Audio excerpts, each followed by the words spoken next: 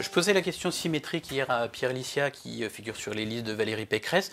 Qu'est-ce qui vous distingue fondamentalement quand on voit les centristes du MoDem qui sont moitié sur les listes En Marche, moitié avec les listes de droite? On se dit que la différence doit être assez subtile, non?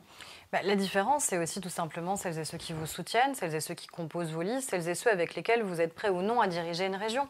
Et on voit bien que même si Valérie Pécresse est partie des LR, elle est aujourd'hui une figure des Républicains, elle l'est restée, elle est soutenue par eux. Et donc soutenue par eux, ça veut dire aussi accepter d'être soutenue par ceux qui aujourd'hui flirtent matin, midi et soir avec le Rassemblement national. Non seulement dans les idées, quand on voit ce que dit Guillaume Pelletier par exemple sur la justice, qu'il voudrait être une justice d'exception. Pécresse-Pelletier, c'est pas totalement la même ligne. Vous avez été jupéiste, vous connaissez bien je sais pourquoi je suis partie. Ouais. Je sais pourquoi je suis partie. Je suis partie justement parce que je voulais pas accepter cette dérive-là des Républicains. Et on voit bien malheureusement que vous avez aujourd'hui des cadres LR qui sont incapables de dire quel choix ils feraient au moment des régionales. C'est-à-dire, on a même des cadres LR qui aujourd'hui disent qu'ils ne voteraient pas pour leur propre candidat. Guillaume Pelletier dit, moi en PACA, je ne vote pas pour Muselier, qui est pourtant candidat LR. Nadine Morano vous dit, moi je ne vote pas pour le candidat en Grand Est. Donc on a quand même cette ambiguïté qui est extrêmement importante. Et donc il faut être au clair sur avec qui on est prêt ou on n'est pas prêt à diriger demain une région.